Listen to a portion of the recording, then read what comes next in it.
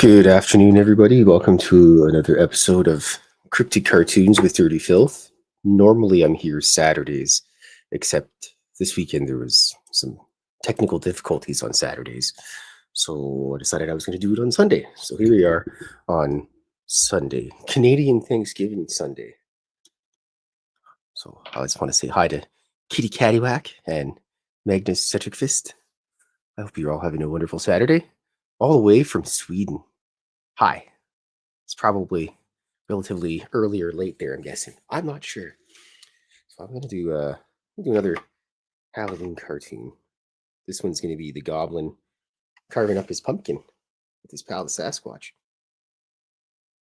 Which I have 2 pumpkins to carve. I'll probably do that tomorrow. So I don't have to work tomorrow, so I'll have that day off, and I'll carve up my 2 pumpkins. And I don't do anything too fancy for my pumpkins. I'm just kind of a plain pumpkin type guy. That's a lot of cat fuzz. Hi, Jennifer. Hi, Magneticus Attracticus. And Undead Jed. I just do a generic little pumpkin. I'm going to do one pumpkin of a cat. Just a simple carving. Nothing fancy. I leave all the fancy stuff to Mrs. Fylth. She's pretty good with that. They do at her work, they do a pumpkin carving thing every year, and I think for about 3 years in a row, she basically was first or second place, and everyone's kind of like, Chantal, you should not do that very much. So, anyways, they banned Lynn from doing it. So she just cuts up her pumpkin and oh, hello, boy. Come on, mister. Come on, my handsome fella. Cat. Okay, I guess he's just passing through. That's cats, I tell you. It's like, oh, I want to sit on your lap. All right, I'm here. I don't want to sit on your lap anymore. But anyway, so as I was saying, they banned the missus from doing pumpkin carving contest. So she just submits it for the fun of it now. This pumpkin that the goblin has carved is a little nod towards my favorite Halloween movie, which is Halloween 3, which I rambled about on the last episode, which I think everybody should still watch. Hello, Roger Blair. Yes, felines can be fickle. I'm lucky enough that they allow me to live in their house. The cats just have 2 passive incomes, get fed twice a day, snacks all the time. They got extra snacks on Friday. Excuse me. It was the conclusion of our RPG adventure. It was about a year's worth of a campaign. And the Blairs just barely made it out by the skin of their chinny chin chin. Good times, good times. All right. Switching over to the little bit of a blue here to go with the background. I was thinking about if the spacebar had a... I don't want to use that one. Let's use this one instead. I was thinking about if this... Hello, boy. I was thinking about if the spacebar had a contest for pumpkin carving. Who would probably win it of all the cryptids? I'm not sure. I know Nightcrawler would have a difficult time, what with having pointy feet for hands. So, I don't know. My guess would probably be Bigfoot. Probably spend a lot of time stealing pumpkins out of the pumpkin patch and carving them up. And then he'd bring them back to the house that he stole them from and put them on the front porch. He's just that nice of a guy.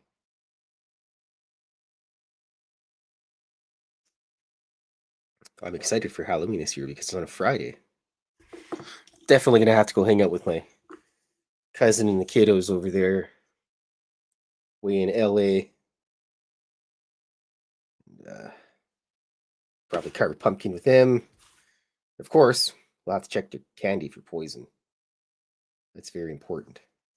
Yeah, that was poison. Oh, caramel, definitely poison. Full O. Henry bar? Yeah, you better believe that one's poison.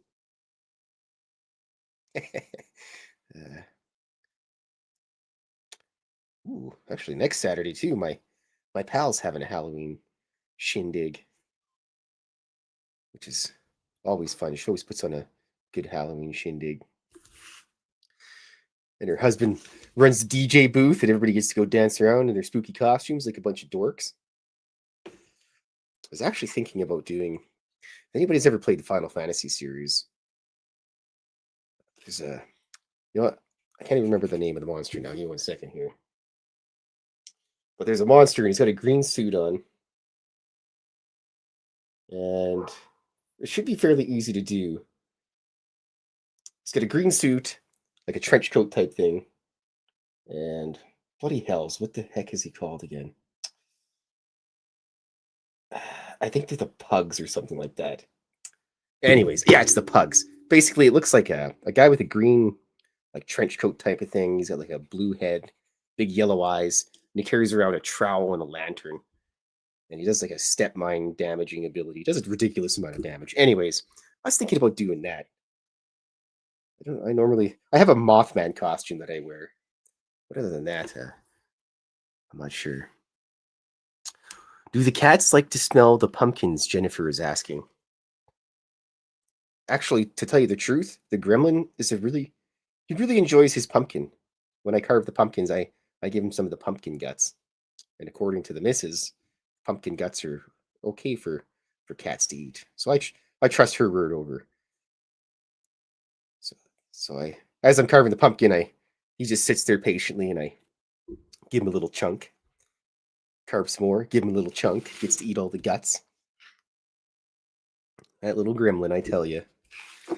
He's sitting right here. You can't see him, but he's right there. Hey, mister?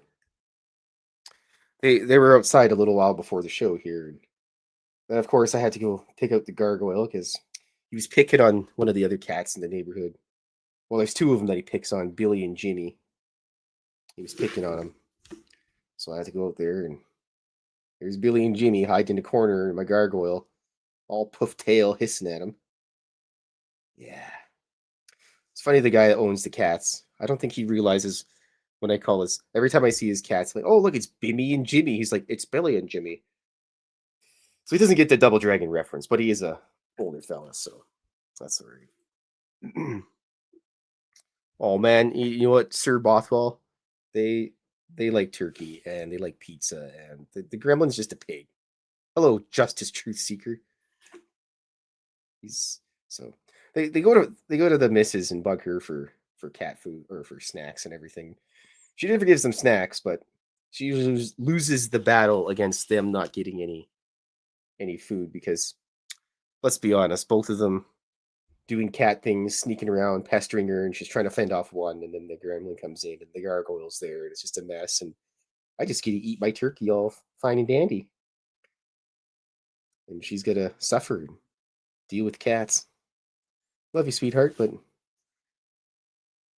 I think they pick on her because, you know, they're kind of mommy's boys. But, like the one time we had pizza and the missus was sitting there. Sir Bothwell, we've tried to dress them up. They just flop over and get all sad. But one time we were eating pizza, and the missus is sitting there and she's holding a slice. She's reading her book in one hand, because that's pretty much what she does all the time is read books. And the gremlin comes up, claws the pizza out of her hand. The slice goes flying onto the ground, jumps off the couch, grabs the pizza, bolts outside, out the gate, down the street, gone to devour his pizza by himself. He's a pig. His greed sickens me. Right, mister? Yeah. He's a bit of a tank. Yeah, it was kind of comical. And I have to put my bread in the fridge now because I used to just leave my bread on the counter. Then the gremlin would take the bread, rip open the bag, and devour the bread. So I decided, all right, this is the perfect time for me to use the bread box that I've had forever, never used. Well, he figured out how to knock the bread box over and then get to the bread. So the bread goes in the fridge now. So I'm relegated to cold bread forever. 1 second here.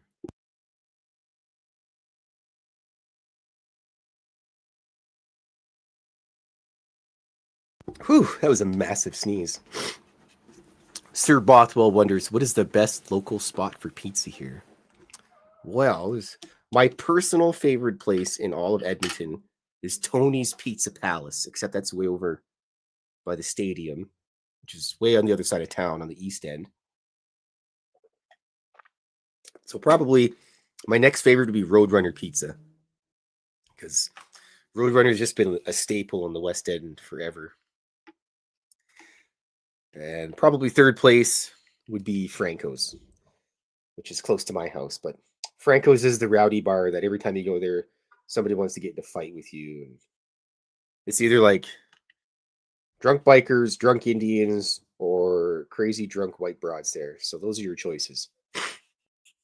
It's always an interesting bet. But the thing about Franco's is if you pick up, you can get a large pizza for the price of a medium.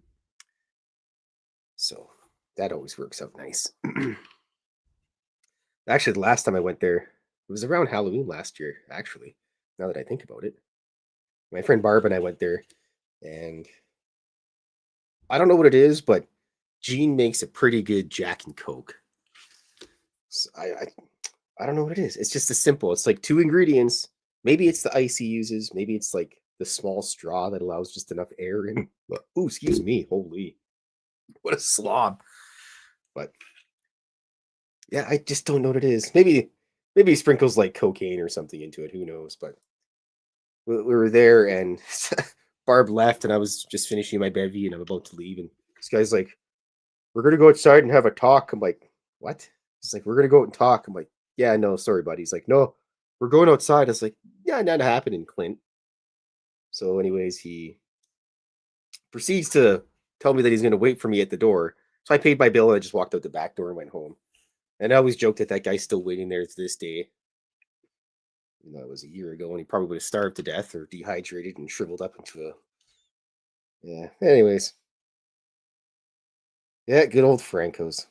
But yeah, Tony's Pizza Palace, my favorite place, and then Roadrunner, and those are all, and Franco's. Those are all like family-run businesses and everything, and those are what I prefer over the chain restaurants. Because yeah, sure, you can call Pizza 73 and get 2 pizzas for whatever, but is the quality good? No. That's the problems with franchises too.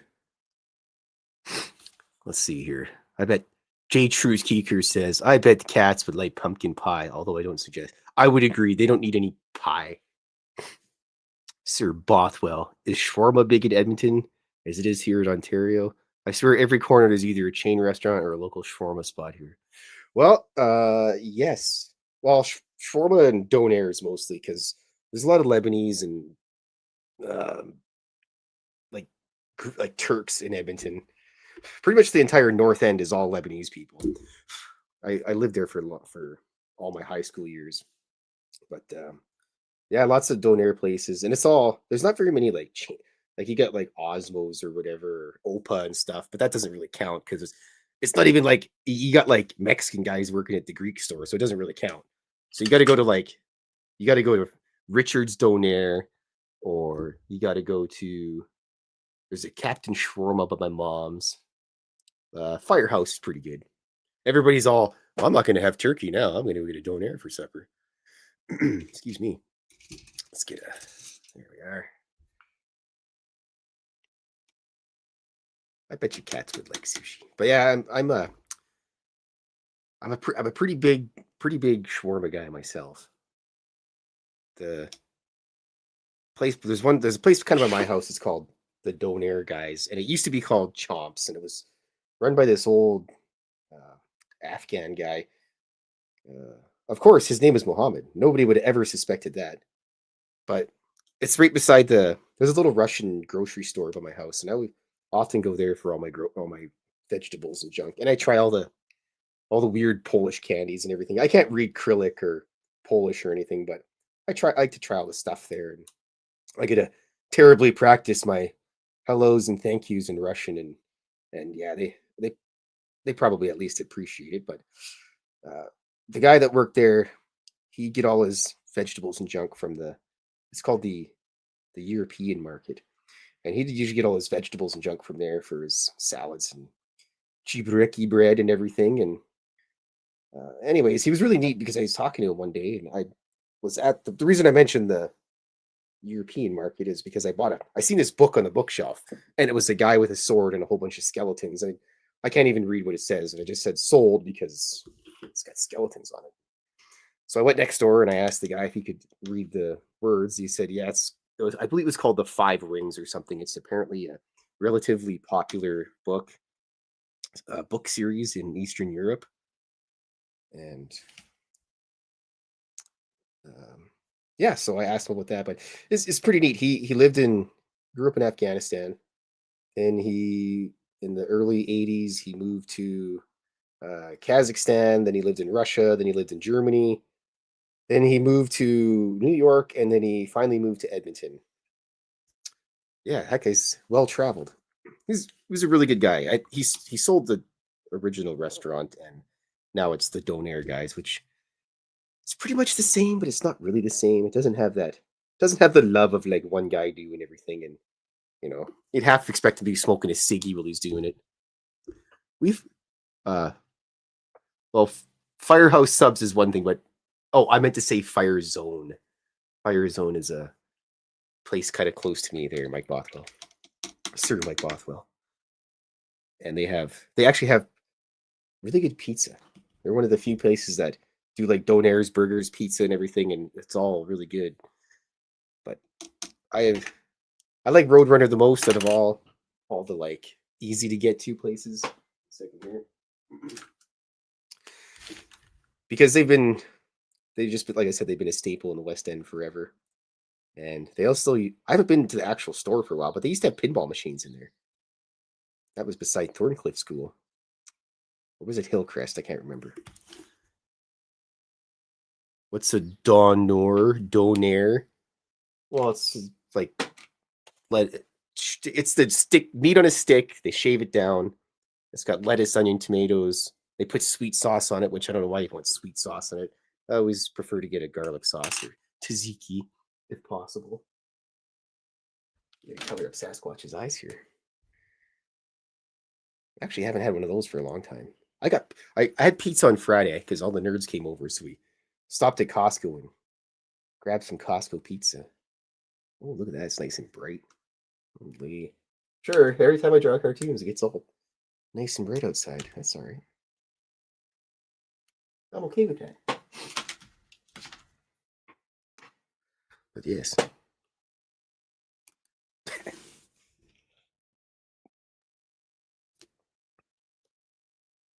Yeah, I looked at the menu of Firehouse Subs one time, Sir Bothwell, and I just don't know if I have the heart to pay like $20 for a sandwich. If I'm going to spend money on a expensive sandwich, I'll go to the Italian Center instead. Preferably the one in Little Italy where my cousin works, so I can say hi to her.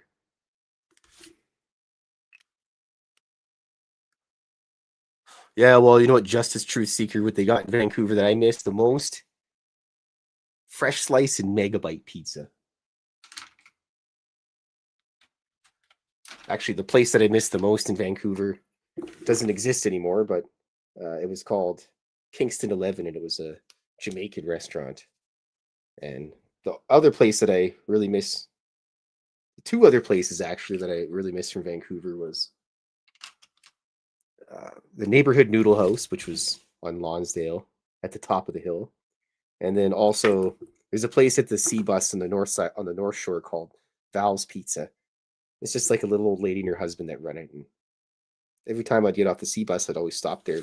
Not every time, but 11 out of 10 times I'd stop there and get a slice from them.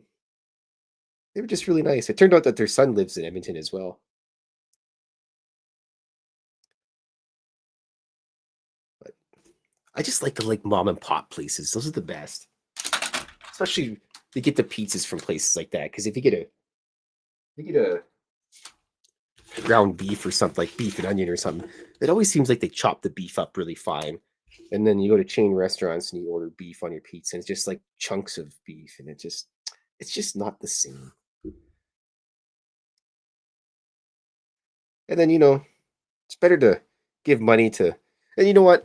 I have to preface this because I like to buy local stuff before all the elbows up dickheads got in on it. So just saying that I'm gonna leave that there at that because before everybody's like, I'd like to shop local, but it's a little more expensive, and I'm trying to save money. And then all of a sudden, out of nowhere, everyone's like, "Oh yeah, I love buying local. I don't care how much it costs." Like you guys didn't care about that like 2 years ago or a year ago. So jumping on the bandwagon, wagon jumpers.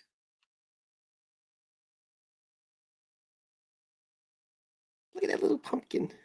There he is. The pumpkin is the homage to the pumpkin from. I gotta get my smaller brush here. The pumpkin from Halloween 3, which I think I'm gonna do one of my pumpkins when I paint him up, paint the pumpkin filthy. When I carve it up later tomorrow, I think I'm gonna do one in that style, this style, because I just I just like simple pumpkins. Because you know what? A lot of times, less is more. Less is always more when you write a background story for a character of some sort. You just need like 2 or 3 sentences to just for a character's background. Writing a book, role playing games, whatever. You just need a couple sentences. Any more than that, then you know you're kind of pigeonholing yourself into a or painting yourself into a corner. I guess is probably the better word. Oh, almost turkey time, Sir Bothwell. I hope you enjoy your turkey.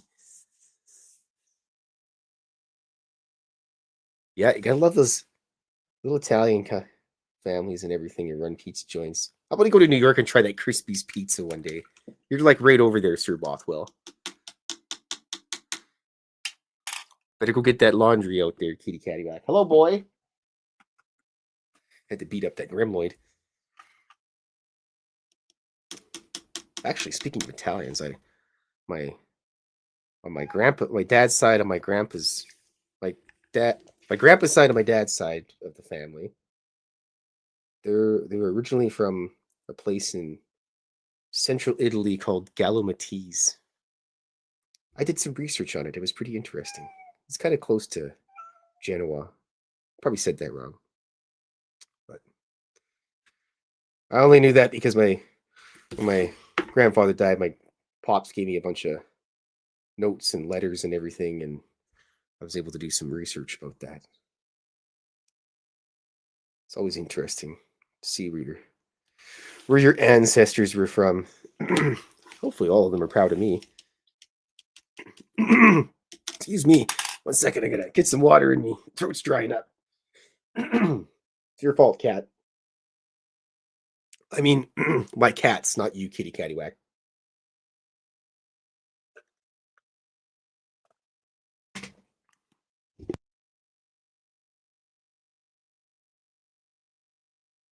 Oh, holy.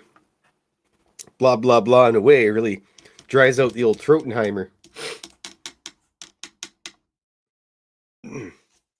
All right, now you do the TV with Scary Glove Man on the TV. I actually bought the Nightmare on Elm Street little DVD bundle thing. I just turned on Amazon. I had to get some of the spicy seasoning that I like to buy. And for some reason, the thing came up as Nightmare on Elm Street first 4 videos for like $7 or whatever. So hey, why not? I still own a DVD player, so that works out good for me. And I also still own a VHS player. Hello, Ange. I hope you're having a wonderful, probably evening, maybe.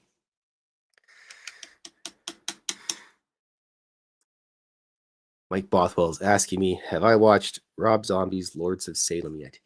No, I have not. I like Rob Zombie's. Wait, hold on. Let me phrase this correctly. I like White Zombie. I don't really like what he did with the first Rob Zombie album was good, and then his music just kind of got really repetitive and boring. And I watched House of a Thousand Corpses, and it wasn't bad, but at the same time, at least to me, it just felt like the Texas Chainsaw Massacre. And I know he's big into that stuff, but I'm not really a big fan of his films. The only movie that I actually enjoyed I liked, House of a Thousand Corpses was bad, but what I really enjoyed by him was The Haunted World of El Super Beasto, which is absolutely hilarious. And well, I guess I'm a sucker for it because it's a cartoon and everything, but it's pretty good. 8:25 a.m. in the morning in Aussie I'm doing well, Ange. Thank you for asking. I'm gonna go visit my mom after this today. She just moved into her new place, and I'm gonna go there and deliver some candies for everybody because I figured that would probably be pertinent. Excuse me. Need more tea. Holy.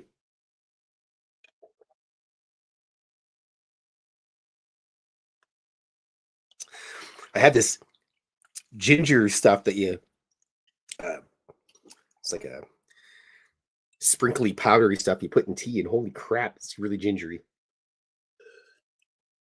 I like ginger. Ow. Ginger ale, ginger beer, ginger beef. It's all good stuff. Okay.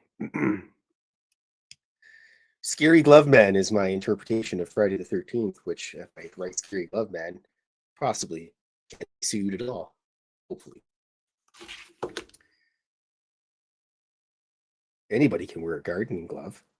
I mean, look at that Edward Scissorhands guy. He was basically a gardener. Yeah, Angela, my mom, she's the best in the world. Oops, I forgot the other one here. I I guess my family's weird because everybody kind of gets along. I don't ever have those awkward family dinner things where, like I guess if anything, I guess I would be the weird uncle of the family. Technically, I don't have a brother or sister, but my cousins and everyone, they're like, oh, it's Uncle Klaus. And everyone's like, hey, Uncle Klaus. I'm like, I'm technically not your uncle. But the kids are fun to hang out with because the boy, you can take him and choke slam around into the ground and things like that. And that's always fun. When kids are like 6 years old, they just love being thrown around. They're squishy, and what's the worst that can happen? They get hurt, and you just blame it on their brother or sister and send them over to mom. Alrighty.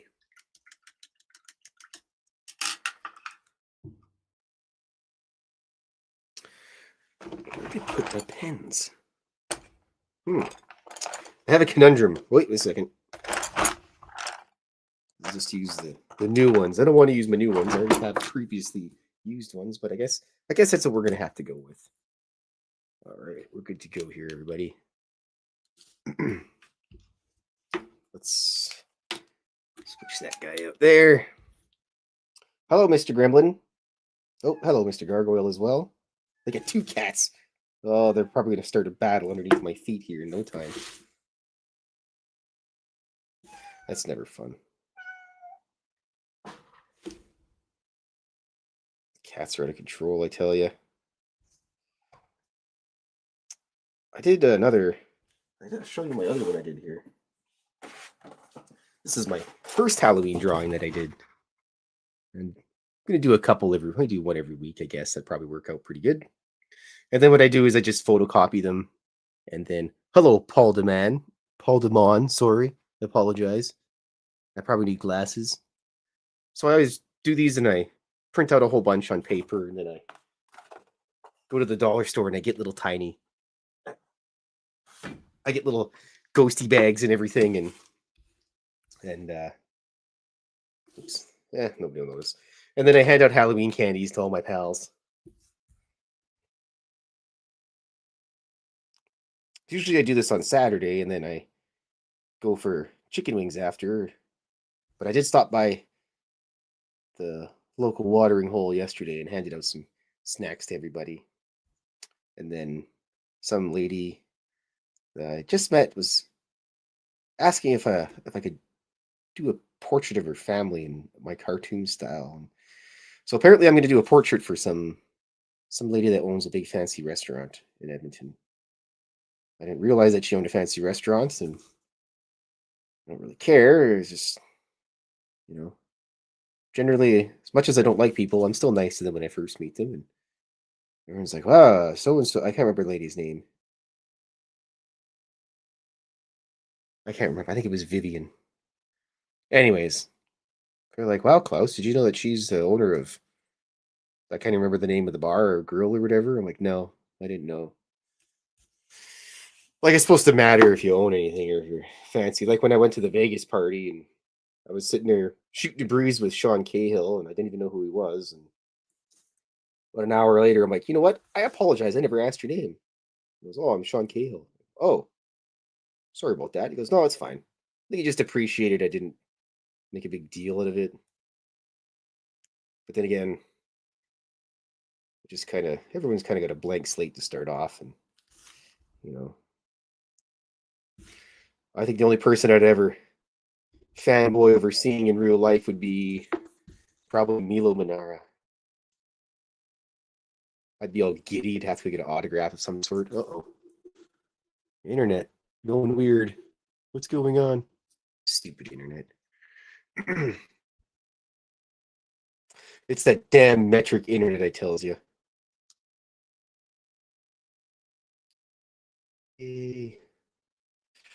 So yeah, so the best you can do is just give somebody your card, and if they actually want to, everybody likes the idea of getting artwork made, but whether they actually get back in touch with you is different. And that's fine. I'm not really looking to do tons of commissions or anything. I did a commission for Sir Bothwell, which is pretty badass drawing, if I do say so myself. Hold on, I have to use maximum concentration for this part. Who gave, excuse me, who gave the goblin a knife? That's probably the worst thing you could ever do in the world. Damn goblins. Oh, great. He Mister.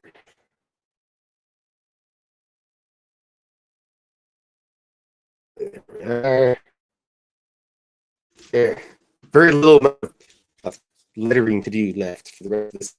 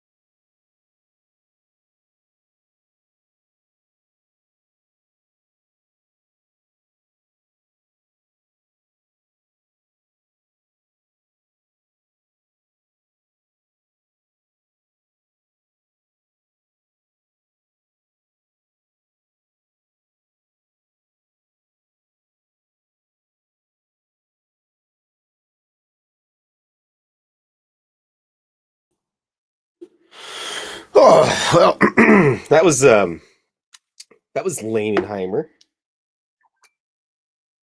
I don't know what went on right there, but okay. I'll see you later, Justice Truth Seeker. There might not be a later because I've only got a little bit of time left on this bad boy. Pending my stupid internet doesn't get stupid again on me. I shake my fist at you, internet.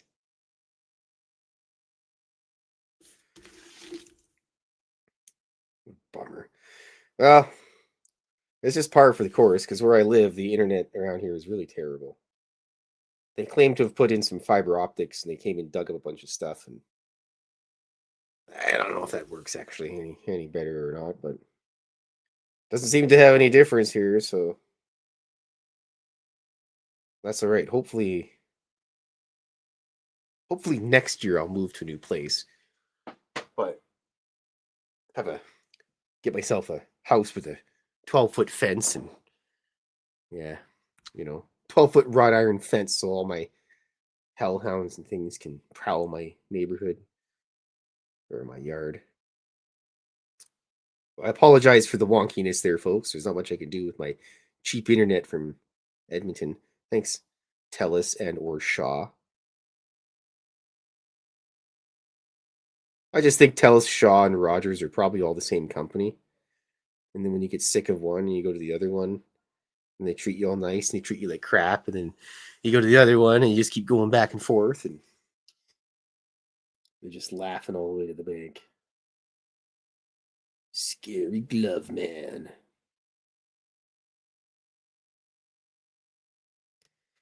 Oh yeah. Now we get to draw the Goblin, Mr. Goblin Boy.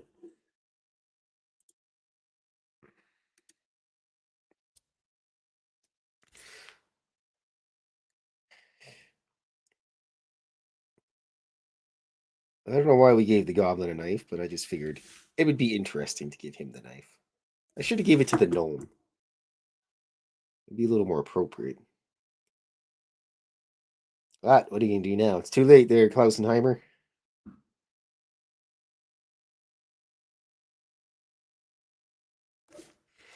Okay.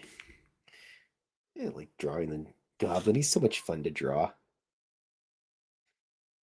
Easily becoming one of my favorite characters. And the plushie that we had for that Fox and I had for the art walk, that was one of the first ones that got sold. So we're obviously doing something right with him. I'm excited to do it again next year. Art walk is always a fun thing to do. Tried to find other ones in Edmonton, but they're a little out of my price range. Like $200 for the art walk's good enough for me.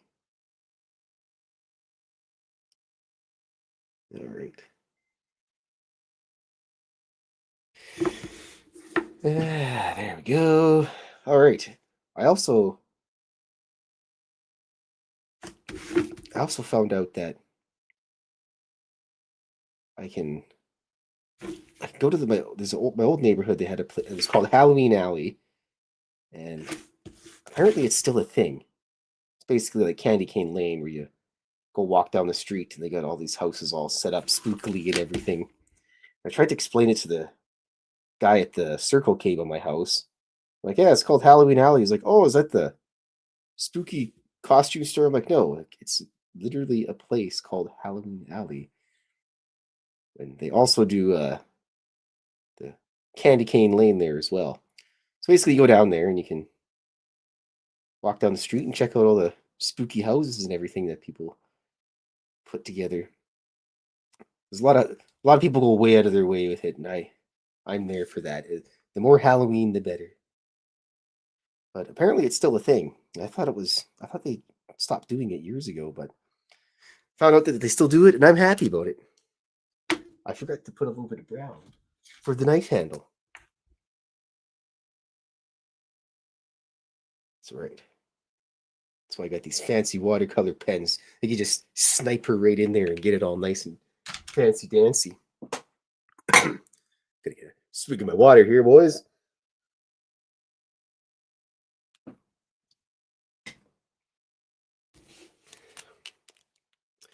Oh, that gremlin, he's out of control. You should just see him. I need to get a special camera just to show what the cats are doing. Sometimes I don't ever. He's just based. I got these old. They're too big to show, but they're like paper mache globe things, but they're basically little ghosties, and he's attempting to defeat it. And it's not working out for him. And it's not saying much because it's just paper. He's struggling mightily with paper.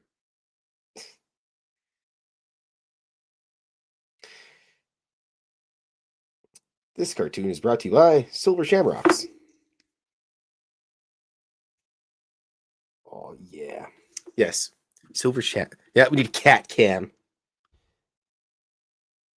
Someone was talking about that three-eye atlas thing.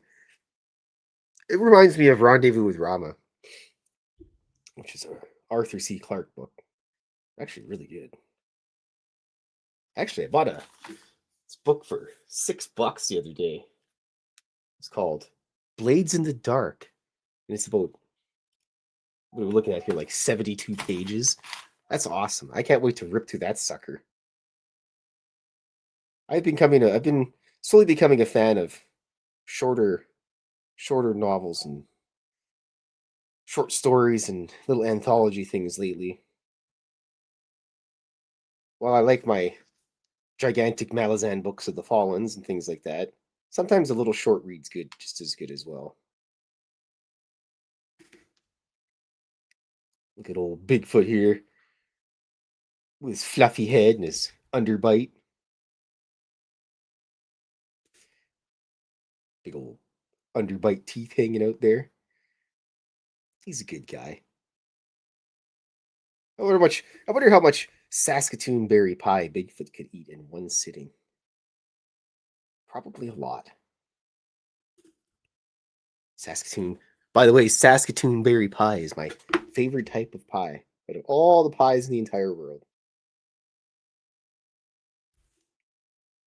Saskatoon berry is kind of like a blueberry, I guess. Maybe a little bit different of a taste to it, but still really tasty. A little bit, there's a little more sweet, at least in my opinion. But I drink pickle juice before I eat all the pickles, so yeah, I can take my word with a grain of salt. This one's almost done here, folks. I apologize for the internet. I'll have to phone the internet company and cry about it and be like, what am I paying for this service for? Please send me a pizza. And they'll be like, get bent. I'm gonna do my little spider guy. Well, I gotta have the spider on as many drawings as possible. Much as I like spiders, I don't think I'd ever want one as a pet. Certain things you just don't really want as a pet. Like a spider or a lizard or something. It doesn't seem very what's the word I'm looking for? Familiarly. That's not even a word. Well, I'm making it up, so that's gotta get a cat or dog or something tangible that you can, you know. I mean, if somebody breaks into your house, your cats aren't going to do anything, but your dog might bark at them a bit or bite them in the big toe. But what's your scorpion or snake going to do? Nothing. I had a When I was younger, I had a friend and he had scorpions and snakes. He was a pretty cool guy. He also, for whatever reason, he had a modified Super Nintendo, so we were able to play European games on his Super Nintendo, and also Japanese games. And his family, they're from Vietnam, and he'd always go there at like Christmas and come back with all these cool games from Japan because they usually came out in Japan about a year or so earlier before Canada would get them or North America would get them.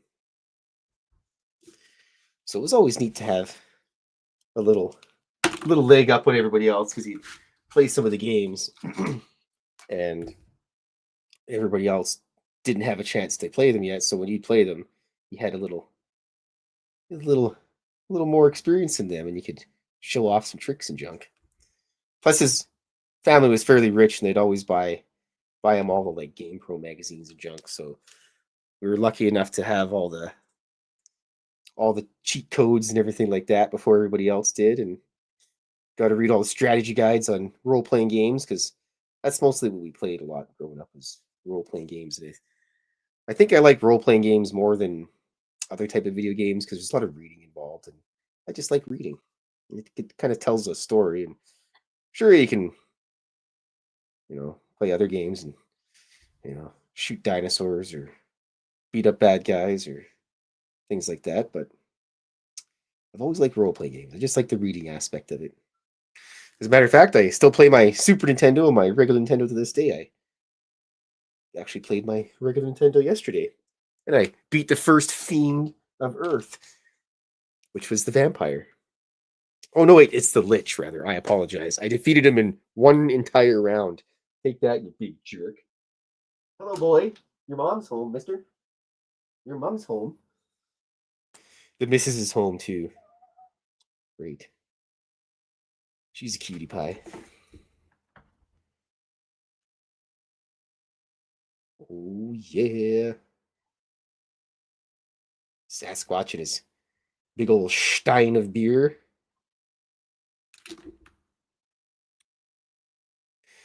Well, if he's at the pub, you know what that means. He's gone to the. It's 7 p.m., at least after 7 p.m.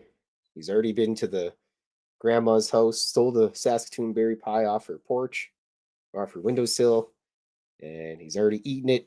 And now he's sitting down for a pint at his favorite place in the whole world, the Space Bar.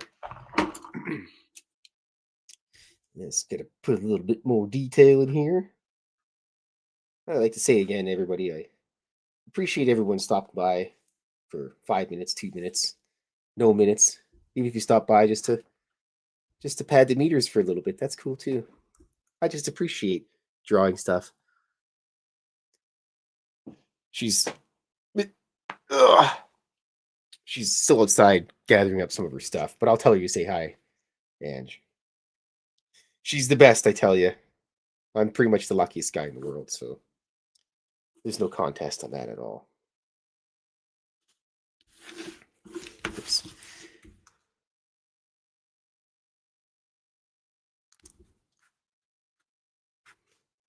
Okie dokie, smoky.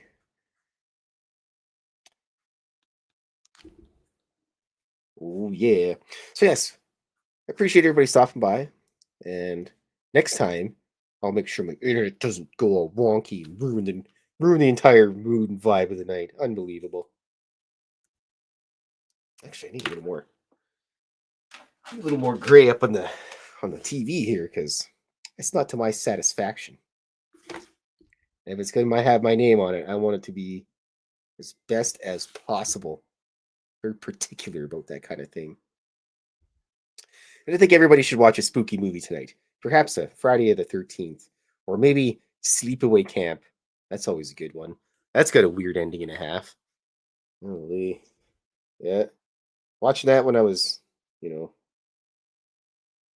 15 or whatever. And then, yeah, they weren't expecting that ending, but here we are now. I think I like Sleepaway Camp 2 a little bit more than the first one. It was probably because there was a little more violence, a little more boobies, and I think the fact that they had a Jason mask and a Freddy glove on the front, that's what kind of sold me on it. But that's what they did back in the day. They'd have a bonk stuff there. They'd have a show that if they could put any reference to like Freddy Krueger or something or whatever, people would buy it just because they figured, there wasn't an internet to double check everything and see if yes, perhaps this was associated with Freddy Krueger. Let's go do the scary glove man a little bit more here and make it a little more red. And I gotta color the glove to the right color that I want it to be. It's very important. Sometimes you have to go back after you've inked everything and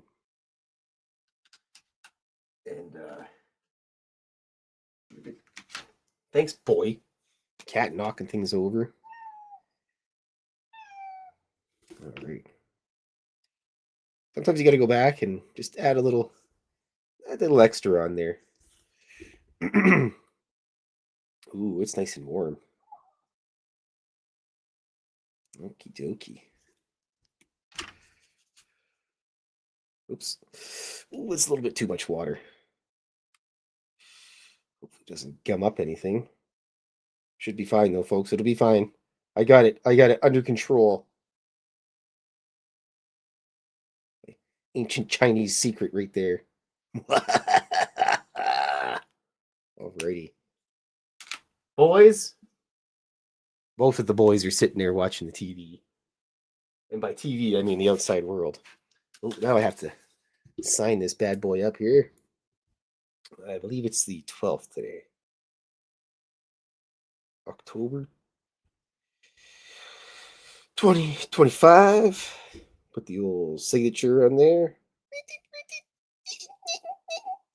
Scribble, scribble. You know what?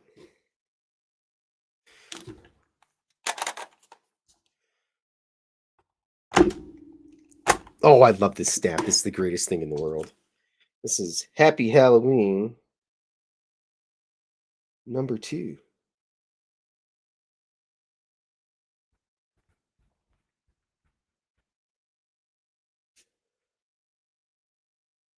Excellent. There we go. Now we can put the cover on there. Of course, you can't see it because it's stupid. Great. Let me just position myself in front of it. There we go. Sorry about that, folks. Did you know when you clean the vacuum cleaner, you become the vacuum cleaner? So let me just see if I can lift this up here without collapsing all over. There we go, everybody.